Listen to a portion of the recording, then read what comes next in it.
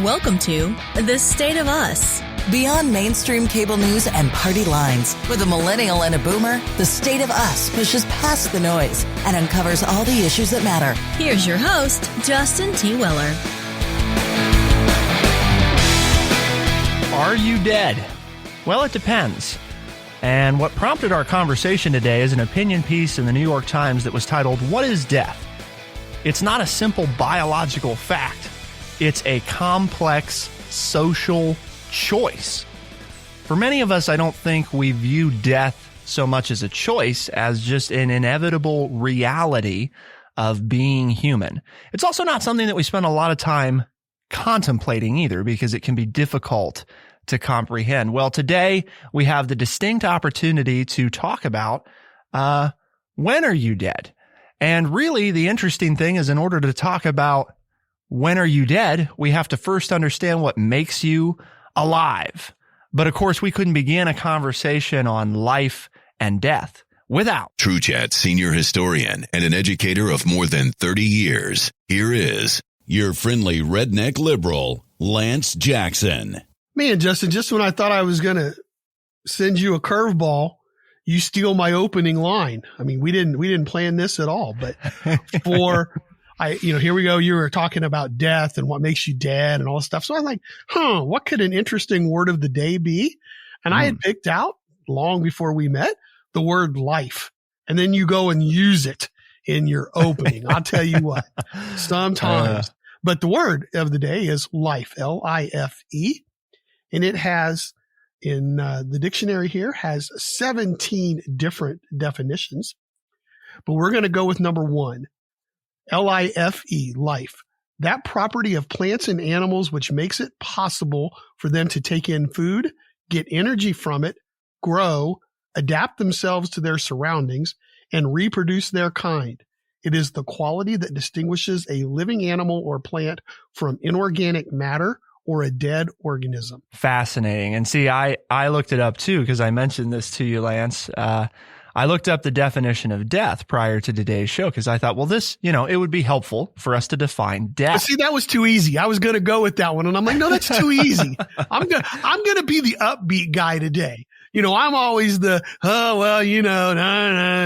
giving you the straight, the straight scoop here. So I thought, I'll be the positive guy today. I'll go with life. The problem is, though, that the definition of death really isn't that helpful, because it's just the action or fact of dying or being killed, the end of the life of a person or organism. So see, right there, it references life. In other words, death is merely the absence of life, or the ending, rather, of life.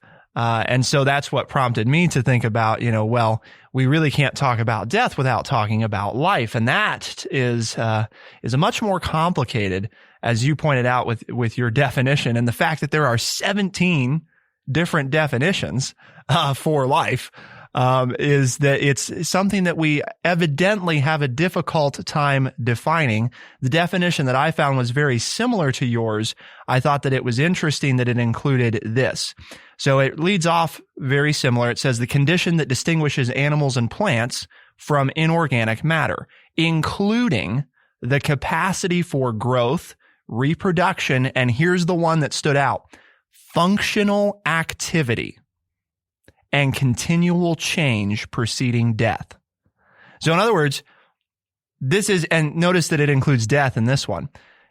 It's kind of like they have this intricate relationship, right? You can't have one without the other. In other words, in order to be alive, you must be capable of dying.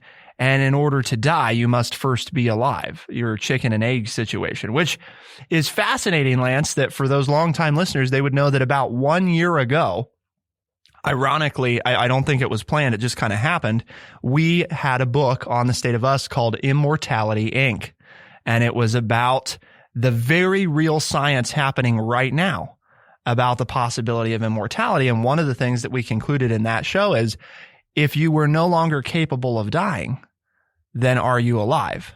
And we weren't able to answer that because it's a difficult question. But that's kind of the fundamental, right, Lance, of what this article points out is some of these big questions started to arise 50 years ago as we started to expand the human life expectancy. And a Harvard committee tried to come up with a modern explanation of how are we going to define when somebody's dead. And this is not really a biological thing in our society, but each society defines death and what is death. And that was an interesting concept that I hadn't approached or hadn't thought about. But they said, yes, basically, as we're developing new technology, we have ways to keep people alive. And so they kind of came up with that definition of what we've all come to kind of accept in our society. And that is the idea of someone being brain dead. But the interesting thing there, and I was thinking about it as you were talking, is sometimes people who are kept alive by machines and are, quote, brain dead, their skin is still warm to the touch. We do it in medical science according to the article, and I've heard this before, of keeping a mother alive until the baby can be carried to such a time that it can be delivered safely. Women will still menstruate. And so you talk about life, they're doing a lot of the, quote, things we think about of being alive. They're still growing, their skin's warm, the blood's still flowing, but their brain has stopped functioning. And so we have a whole new definition here. And I thought it was very interesting. The author of the article brought up the fact that many people look at this, and when it was written, it was a way to get people to be declared dead so that we could harvest their different organs for transplant. It's just when transplant surgeries were becoming huge and there wasn't a large pool of good resources, of good organs to transplant, and that there's some underlying thought that maybe that's what led to this definition.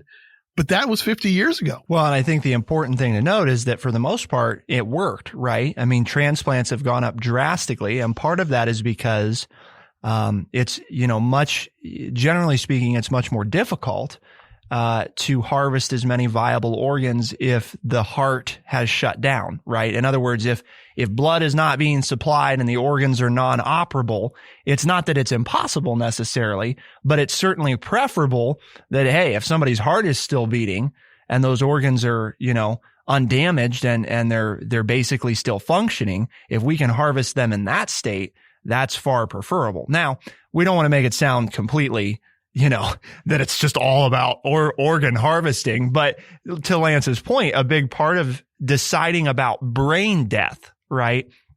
The moment when the brain quits functioning as being one of the determining factors of when you are medically considered dead. Basically right now, most states follow if your heart stops or if you are brain dead, by definition, then you are dead. But those two things don't happen necessarily simultaneously. No. Right? Because we have machines that can keep your heart pumping and keep everything else working. So your brain has scientifically stopped functioning, but we now have machines that we can hook you up to continue to have your heart work, which keeps everything else alive. So now if it says, well, your heart stops and your brain stops, well, now that's kind of thrown us into a conundrum from a legal standpoint, because we now have machines that can keep your heart operating once your brain has stopped. So now society, again, what is death? Is it either or do both have to take place? I talk about a difficult committee to be on, because one of the things, right, Lance, and you kind of pointed this out, and so does the article, the social choice of death, right? And how we think about it. Because really, when you talk about all this stuff, it takes quite a while for your body to be completely dead, right? And notice I'm saying body here, right? Your physical essence, because even after your heart stops, there's all manner of bacteria, bacterial activity, and all kinds of things that proceed for sometimes hours or days after, you are quote unquote dead. So that, I think that's where it becomes this complicated question of, we like to think we're a very scientific society, right? That it's easy to define things like life and death. But in reality, this is much more a question of where each of us draws the line between what it means to be alive and not. And for many, that might be religious. For others, it might not be. But I think to say that it's easy for anybody to make it a simple matter of science, at least is demonstrated by this article and the committee's struggle with deciding when you are and are not dead, right? When you are dead versus alive. It's not so cut and dry. To me, the point is many times we don't get to decide about our own life, and I think that's where we need to have the discussion is that even if we've had those conversations and you pointed out in your opening, we a lot of times don't want to talk about this with family members, especially if you're older, the younger family members don't want to listen to it. It's like, I remember when my mom wanted to have this conversation. It's like, Mom, we're not going to talk about that. We'll talk about that later. Right now, let's just enjoy being alive. And on her mind, it was like, no, I can feel this coming and I need to share what I want done, because I may not get to. And I don't think that's atypical. I think that's what happens. But yet, if you're that person who is thinking about the death, your own death, you want to talk to others about it because there's certain things you want done. And in the case of my mother, when that time came, she wasn't awake to make that decision. So for us to have those conversations as a family were helpful because we were guided by her words as to what we thought she would want us to do, since we didn't have the ability to ask her directly in the moment.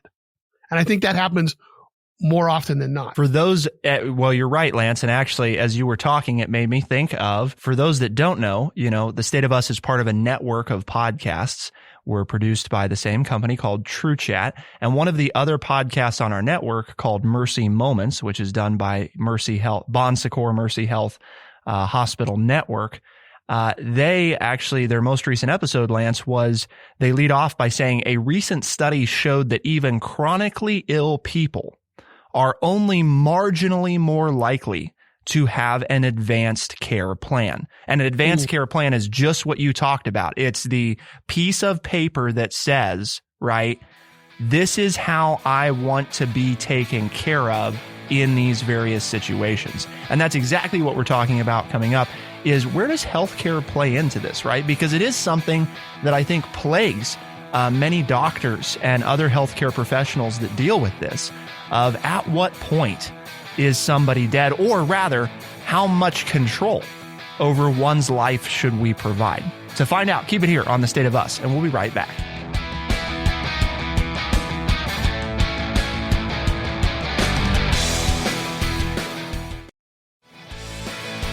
We are The State of Us. Here's your host, Justin T. Weller.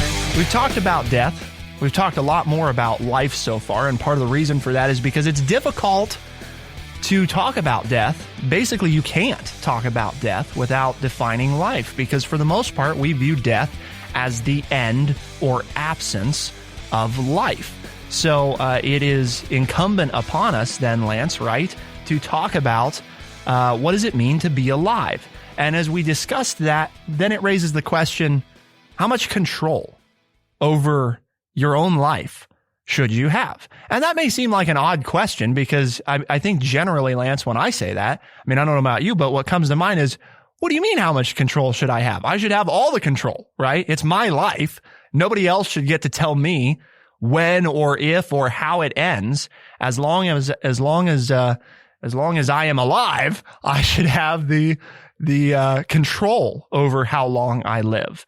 Yet we as a society don't necessarily see it that way, do we? No, I mean, when you think about it, and the article brings it up, your society that you live in and your culture that you live in defines these things for you. And so your approach to it and what you think about it many times has been given to you by the people that you live with, or the society, or the group of people. You mentioned religion, whatever your thing is. Many times the definition for life and death have been decided by these outside sources that we're all a part of. And so then that means if they've defined it, they're the ones that are deciding what happens to you, and you're not. So, I mean, it makes sense when you stop and think about it that way, but it is kind of illogical when you think about it. Well, it's my life, and so it should be my death. Obviously, I agree with you. I think that it should be my control. But again, it comes down to that decision is what is life? And as I've aged, I've had to come to grips with, man, I physically can't do the things that I used to be able to do. I mean, I can't work as hard as I used to. I can't lift things like I used to. I can't work alongside 30-year-olds at the same pace that I used to. And that really frustrated me. And it still does to some point. But does that mean I'm not living? Does that mean I don't have other things that I can offer? And I'm in that transition where, okay, so I always thought, well, when I physically can't do things, then my life's over. Well, I'm finding out that there are a lot of things that I can still do and how I can help society and help young people and be a positive influence in my world without being able to physically do the kinds of things I used to do. So now my definition has changed a little bit. And so that too is interesting. So part of what we're talking about here, right, is euthanasia. I mean, that's if we're going to identify it. And the other way to look at it would be assisted suicide. And why the difference in terminology? Well, it's important to note that euthanasia, active euthanasia, which, here we go again with the, well, if we accidentally or passively euthanize you, then it's probably legal, but active euthanasia, we can't do that. That's illegal throughout the United States, despite the fact, Lance, here's the real kicker, that as of 2018, 72% of Americans say that doctors should be able to help terminally ill patients die, i.e. euthanasia, right? 72%. And it's not often in this country that we get 7 out of 10 people to say, yeah, we agree on this, right? And yet for some reason, it's not legal. Here's where it gets a little more complicated though. Fewer, 65%, express support when the question includes commit suicide.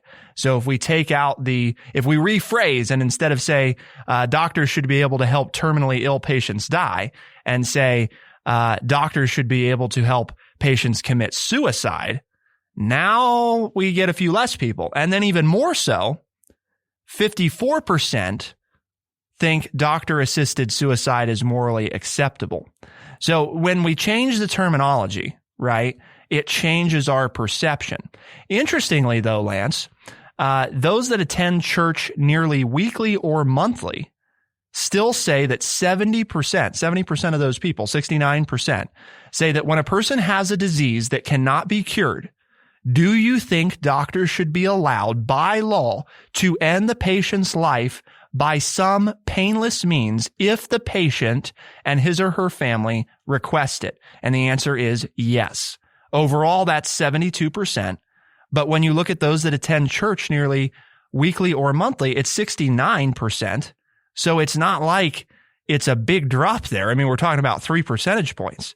So that conventional wisdom that, well, it's just those churchgoers that don't like the idea of letting it end. Interestingly, and this is what I thought was part of the article points out, the objection to declaring somebody brain dead doesn't have to, and therefore dead, doesn't have so much to do with their life ending as it does to having limiting life to simply whether or not your brain functions, which interestingly is this is again why I'm bringing this up, everything you were talking about, right? We try to define it by these simple terms that often are not really, we find they're too narrow, I guess is the way to think about it, right? Just because, for example, you're not physically capable of doing something, doesn't mean that you're not capable of being contributing in a meaningful way. Likewise, just because you may not be as mentally capable as somebody else doesn't mean you're not physically capable of contributing in some way. And I think that's part of why it complicates things to talk about, how much control should you have? And generally, if you've listened to this show, you know that Lance and I are on that side of most Americans. And I think for what it's worth, Lance, I'm not sure that it's a question of, terminology for me as much as it is, if we live in a country where liberty and freedom are supposed to be important, then you ought to have the freedom to do as you please. Now, the complexity comes into to what extent should we be able to compel those in healthcare to assist us in those endeavors, right? For example, if I'm terminally ill, or not terminally ill, but I just don't want to be alive anymore, should I be able to enlist Lance's assistance without him facing punishment to help me die? And should I be able to walk into a doctor's office if I'm not terminally ill, right? I'm going to live and I just don't want to live, right? For whatever reason, non-medical reason. Should I be able to demand that my doctor help kill me? Well, you're bringing back one of the highlights of my educational career. I had before we had state mandated testing, back when education was good, in my opinion. The audience might find this hard to believe, but I was allowed to create a class called Universal Issues. And it was basically a debate class, for seniors to talk about whatever it was that they wanted to. And we talked about euthanasia. That was a topic that they chose almost every semester. I would have to say 8 out of 10 semesters that I taught the class, that was a topic that they wanted to talk about. And you're bringing up the memory of Dr. Jack Kevorkian, who was one of the pioneers in this episode of, idea of euthanasia. And if I'm not wrong, at least when I stopped teaching the class, and again, not because I was stopped teaching the class went on after me, in a different format because somebody else took it over, but I was given then state mandated testing classes so that students could pass the test. So I had to quit teaching that class. But they did continue the class for a few more years. But one of the big things is that I think the state of Oregon allows you to do this. I think the state of Oregon, there's paperwork that you can fill out. At least 15 years ago, the state of Oregon was passing a law that said you could ask a doctor to do this for a terminally ill patient. So it's not illegal, or at least it wasn't everywhere. But what I think about this is it was one of the most eye-opening experiences in my educational career, listening to young people debate this, because we would do almost exactly what you said. We would talk about this, and then I would create 4 scenarios. This elderly person who's just old, this young mother who has terminal cancer, this, person who is in a motorcycle accident who's, quote, brain dead. And then we would say, okay, who has the right to end their life of these? And all the discussions would go on an entire week, and tears would be shed, and people would just go back and forth about this. And it really showed how, the thought processes, even among young people, and how we validate different stages of life and what people are going through and what their situation is. And I would always end it with, well, isn't it up to the person? Many of the kids who went to church, in air quotes, who religion was a part of their life, they didn't have a great fear of death, because to them, there was a life after death, and they weren't afraid of death. To what extent should the medical community be compelled to help you die if you aren't terminally ill? Difficult question to answer, but one that we're going to seek and endeavor to talk about. Keep it here on The State of Us, and we'll be right back.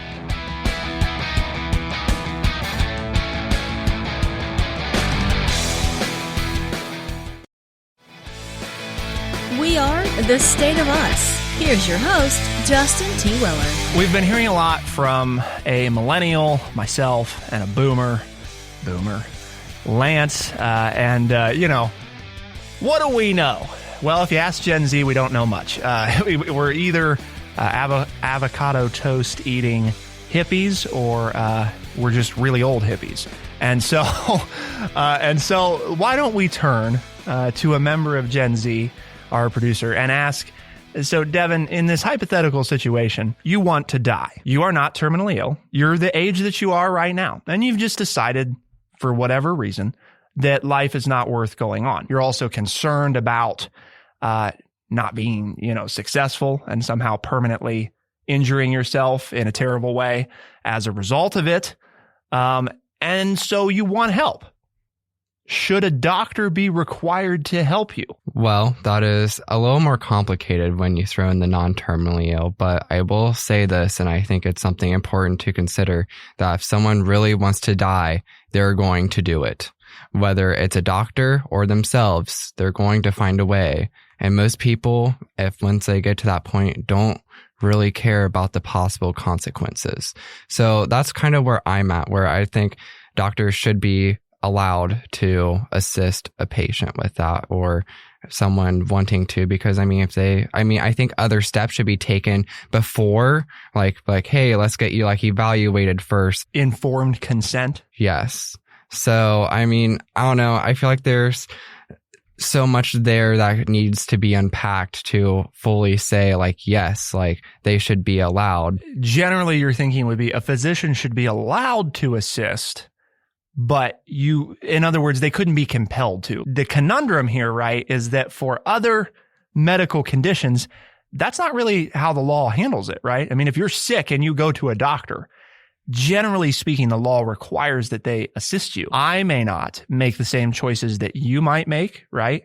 I may not believe that the choices that you make are correct, but it is not my place, at least not in this country, to determine how you are going to spend your life or if you're going to live your life or not. At least I don't think. If you don't have an opinion on this, I'm not sure. So, if you'd like to share your opinion, if one of us is, or both of us, or all three of us have ruffled your feathers, podcast@stateofus.org. All right. Podcast@stateofus.org. Thestateofus.org, right? Whatever. Is it? Okay. Well, that's not what you told me it'll make before. a difference. Well, that's not what you told me before. I wrote it down and I repeated it to you. And I've been reading what you told me to write. So Lance now you're wants you adding to the send. Lance wants you to send emails as long as he doesn't get them. No, Justin, changing the rules. I read it to you. I showed it to you and you said, yep, that's right. So I wouldn't make the mistake. I was reading it as you told me to write it down. Now you're adding the word "the" in there. But anyway, but get a hold of us. But I'm just thinking as you guys are talking, and Devin touched on it, there's a whole segment of our medical field called mental health. And I think I have a real dilemma with just arbitrarily saying, yep, you can do whatever you want. I think there needs to be, because, as an educator, I've lost people, I've lost students, who took their life, and it's a devastating thing. And I think I've helped some students, either with them talking to me or with then getting them the help. And now they're living happy, healthy lives. I think we can't just wipe out that whole segment of the medical field when we're talking about this, that people's mental outlook might determine their decision making. And I'm not real sure that that's a healthy place for us to be as a society. So when you mentioned informed consent, I think that's a big piece to this. And it's something that I've worked with over the last 35 years of being an educator and working with young people and seeing the ups and downs and the emotional fraught that they go through, that I'm not sure it's a good idea to just say this carte blanche that, yeah, you can do this. I think we need to have some discussions with people in the mental health field before anybody would ever be allowed to choose to do this, at least in my world. I don't disagree that it is your life, but I think there needs to be we need to go through some steps. It just can't be an irrational decision based on a breakup, a lover's quarrel, not getting into the right school. And you might say, well, that's just silly. I'm like, folks, deal with young people. Okay. And I wouldn't call it lucky, but I've had that opportunity to talk to people who are like that. And I've seen them come out of it. And I've seen situations where people didn't. And I think without that mental health piece, I'm not as open as you made it sound. And I'm not saying you're not there either. I just wanted to make sure the listening audience knew where I was coming from. I agree with you that I think it's something at thestateofus.org. Okay. I put in the, I thought the made more sense, but you said stateofus.org, stateofus.org. So I just wrote stateofus.org, but roll the tape, folks. Roll the tape.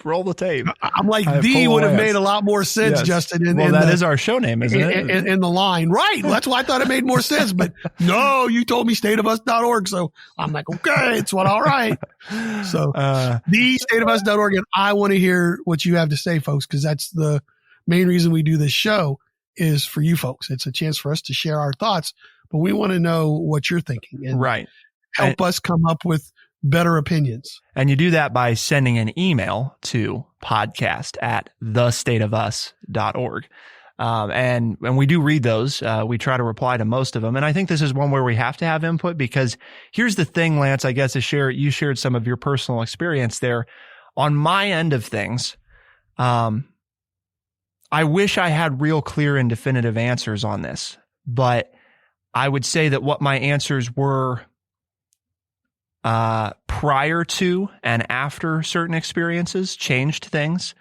Most notably, I went to college with the intent of becoming a psychiatrist. I spent 2 years studying psychology and changed my mind about some things. And during a similar time period, I also got engaged for the first time and subsequently lost that person to suicide. And they also had, and I think this is important to note, a number of diagnosed psychological problems. And the reason that I mention all this is because I think it brings up the notion of we diagnose people. And unlike your traditional field of medicine, mental health is a little bit more sticky in this regard. We are getting better at defining things, I think, in scientific ways of you have abnormal brain activity, right? Well, it's abnormal because it's not like other people's. Does that necessarily mean that something's wrong with you? And I think it's a difficult thing for me to answer. I know there's some people that feel like there's a really solid answer there, because we can look at somebody, right, with schizophrenia and say, well, that's not right. They need help. They need help because they're not behaving the way that the rest of us would behave in regular circumstances. I'm not saying they don't need help, because I think there's a lot of people who have mental conditions that want help, right? They don't want to be that way, and they don't want to act that way. But I'm talking about, I think it poses that greater question of, who are we to decide these things for anybody other than ourselves? And it's really interesting that we have this episode today after I just watched a television series that I enjoy very much. Just saw the episode a few days ago where an actor playing Thomas Jefferson said one of his famous lines about, as time goes on, he becomes increasingly convinced that one generation has no more right to bind future generations to its laws and customs than any other. And that's not the exact quote, but you all can look it up based on that. And it just, it occurred to me that thought of who am I to decide, who are we to decide as a society that somebody who's mentally ill is incompetent of making a decision, right? And that's why, to Lance's point, I struggle with that, because I don't think, do we want to make it easy for you to just end your life? Not necessarily, because maybe you're going through things that if you get some space from, you're not going to feel that way anymore, or if you get some perspective on. At the same time, do we want to actively discourage or prevent people from doing it? I don't know. I think it's really tough. Again, because it all goes back to, at least the way that I try to live, that idea of I don't have any more right to tell Lance where his life begins and ends than he has to tell me about mine. If I have reached a place where life is no longer worth living, in my eyes, because it's my life, it doesn't matter whether or not Lance thinks it's worth living. It's my life. Then I don't think that society should stand in my way of doing it. I think society, though, does have a responsibility to make sure that I understand the four things that we talk about in informed dissent, that we have documentation of your consent, that the disclosures have been made, right? Understanding the consequences of your decision and making sure that you're capable of making it. And that last one, that's the tough one, because how we define that is the thing that could cause real problems for the people that want to make that decision. Again, whether or not we agree with it. So I don't know, Lance, I wish I had a real simple answer on this one for listeners, but to your point, I think we got to get the medical community involved, and we got to get society involved in that conversation about how difficult do we want to make it? And at the same time, what's our responsibility to make sure that people that are in a vulnerable place who would not make that decision under regular circumstances don't make that decision? Because I think we lump everybody into that camp, right, who commits suicide into the same group. And I think that's a huge disservice. There's a wide range of people who choose to do it for very different reasons. There's people that help can make a difference for, and I think there's people that help won't make a difference for, or at least not help that we've discovered yet. So, but that's the purpose of what we're doing today, right, Lance? Is having that, right. I mean, we've taken on a tough, when we started, it was kind of lighthearted, and we've ended and we're taking up some tough questions, but that's what we do here on The State of Us. And we do it because of the company's mission statement, which is to educate people by providing honest, open, and respectful conversations. And that's what we've done today. And I think, I would just send this out there, and that is, if you're struggling, please contact. There's plenty of places where you can get help for free, no charge. Don't let money get in the way if you're having some of these thoughts, and get with somebody and talk them out. And that's just where I would leave it. But we don't claim to have all the answers. These are our opinions. And we hope that we've gotten you to think and maybe look at some things in a different light, and that, we need to continue to have these discussions as a society so we can make our society better. And that's always our goal. So if you've listened today and you've enjoyed the show and its thought-provoking ideas, please share it with your friends and your family.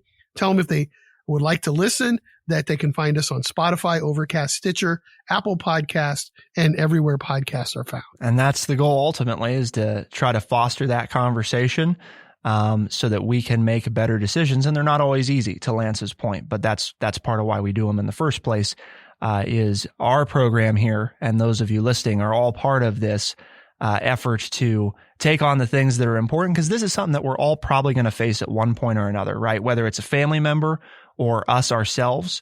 And if we would spend a little more time thinking about it and devote a little effort to it, we could probably improve the time that people are alive for countless people for generations to come, if we paid a little more attention to it. So do share this with other people. Let them know.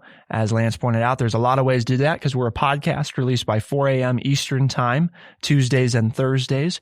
We're also a syndicated radio program heard on the weekends across the country. Check your local talk market. See if they carry our show. If they don't, call them up and tell them they should. For The State of Us on True Chat in Urbana, Ohio, I'm Justin T. Weller. I'm Lance Jackson. Special thanks to our recording producer, Devin McCain, editing producer, Bradley Butch, and thank you all, our audience, for tuning in. We'll see you next time. Be the change.